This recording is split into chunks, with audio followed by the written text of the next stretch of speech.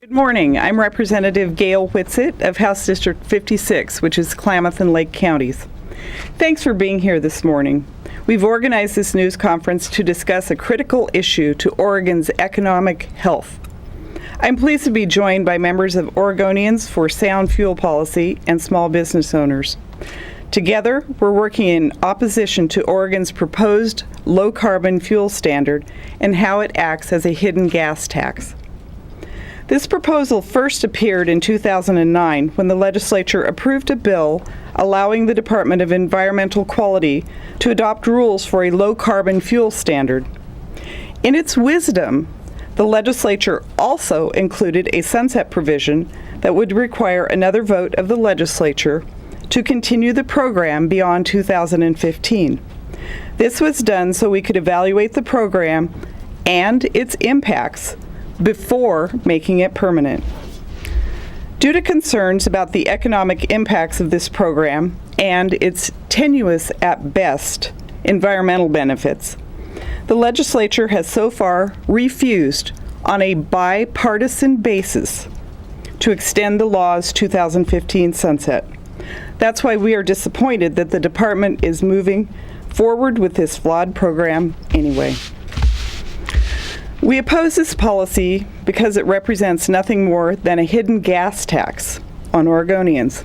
A hidden gas tax will hurt our small businesses, our jobs, and all Oregonians who depend on transportation for their daily lives. Why does the low-carbon fuel standard proposal act as a hidden gas tax?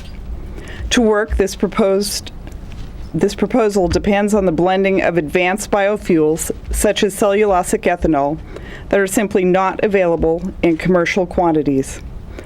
It is basic economics that mandating demand for products in limited supply will lead to higher costs.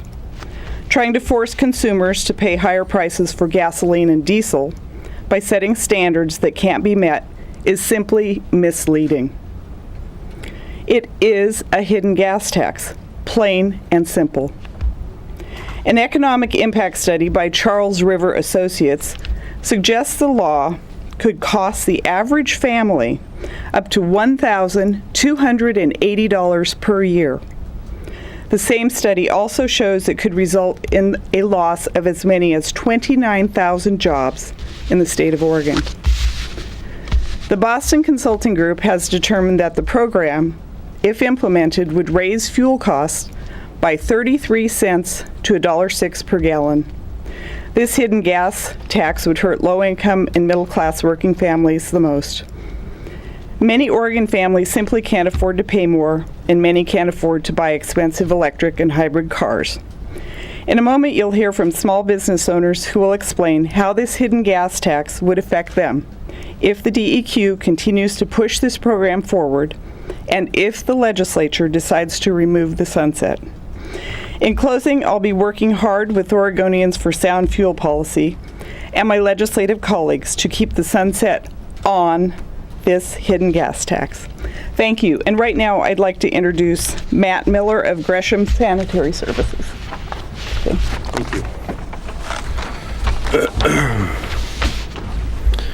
Good morning. My name is Matt Miller, and I'm the General Manager for Gresham Sanitary Service, a family-owned business since 1948. We began as a humble one-truck, two-man operation. We've grown into a thriving business of 32 employees that today service over 7,000 residential and commercial accounts. We are the kind of family-owned small business that our state government should be supporting. But I'm concerned about how the low-carbon fuel standard and how its hidden gas tax would affect small businesses such as my family's. This hidden gas tax would drive up the cost of fuel, and this will hurt our business, our customers, and our economy. Supporters of this proposal say that it would reduce fuel costs because people would simply switch to alternative fuels. But from a small business owner's perspective, this is easier said than done. Gresham Sanitary Service received an award from the Clean Cities Coalition for fleets that have shown leadership in switching to cleaner burning fuels. In our case, it's natural gas. Last week, we were financially approved and ordered over $700,000 worth of CNG vehicles and compression equipment. We did that because it makes business sense right now. But we can only move so fast. Imposing higher fuel costs on small businesses like mine would serve as a disincentive to those of us who are trying to do the right thing. I'm here today to urge our elected officials to oppose the hidden gas tax and find better ways to reduce emissions without hurting our economy, our jobs, and especially our small businesses.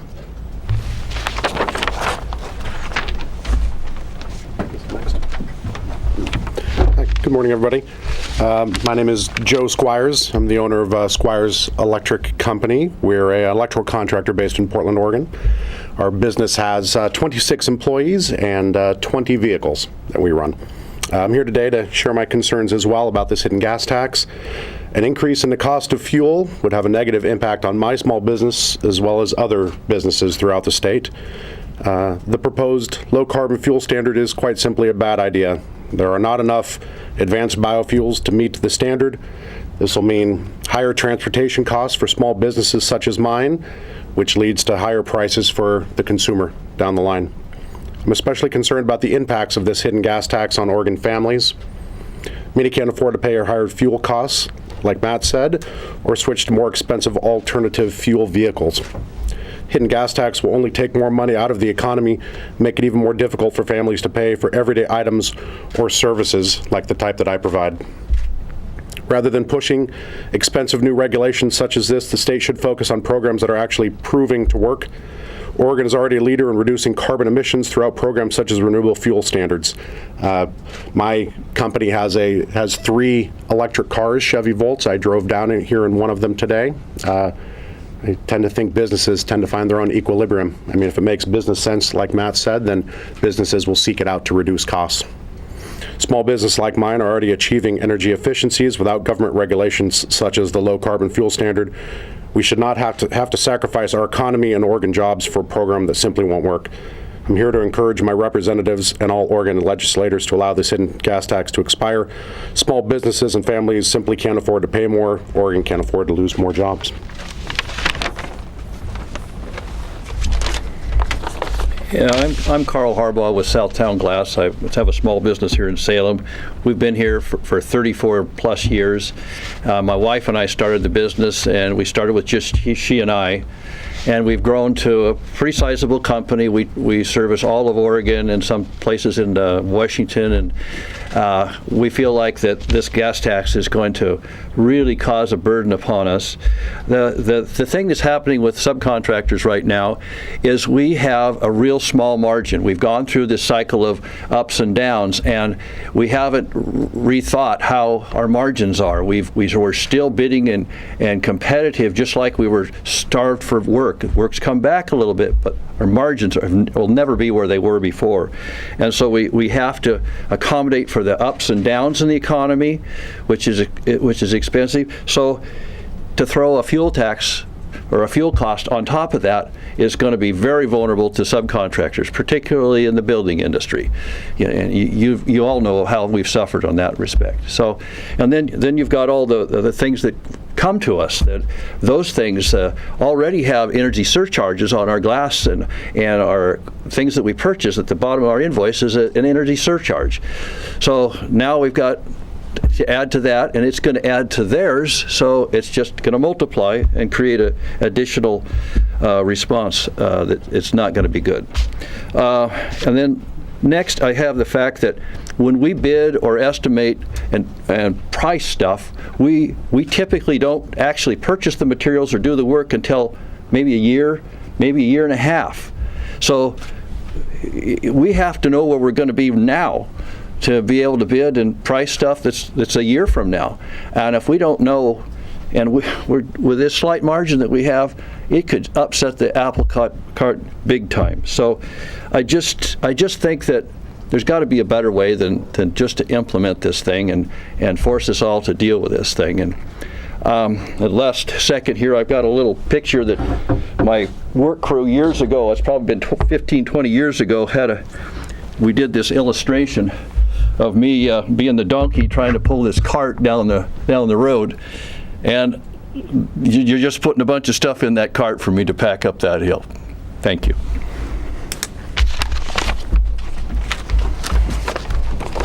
Hello, my name is Jan Meachem. I'm the State Director for NFIB, National Federation of Independent Business. We are in our 71st year advocating for small business owners, private, independent, Main Street businesses, from all types of business.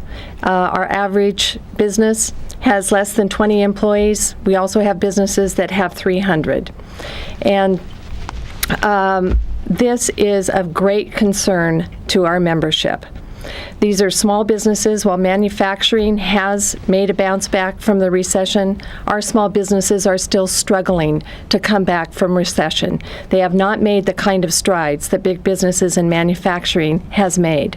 Something like this gas tax alone could make the difference between a small business being able to keep their doors open, continuing to have their employees, or the possibility of being able to expand and hire more employees.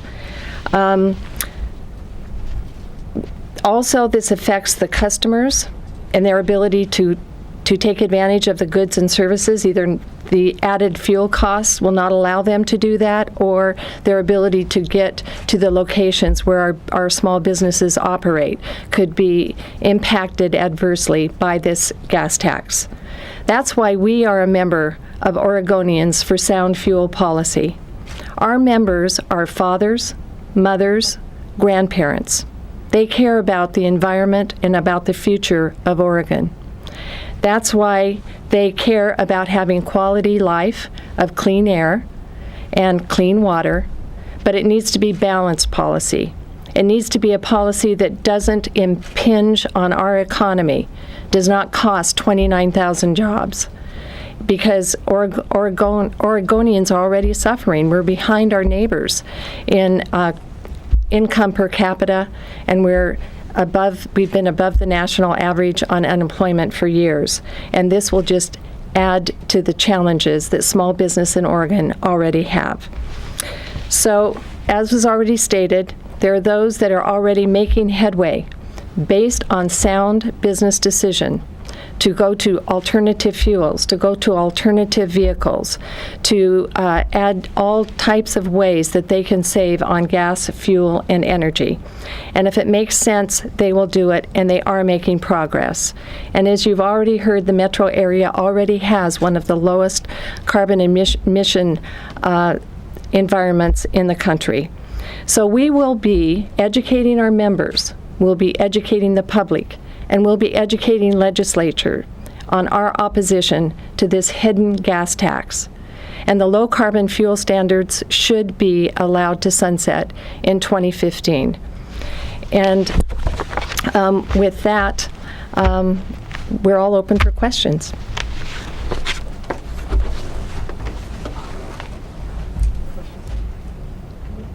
I know, you're all looking at me, but. Okay. Okay, thank you. Call it a day.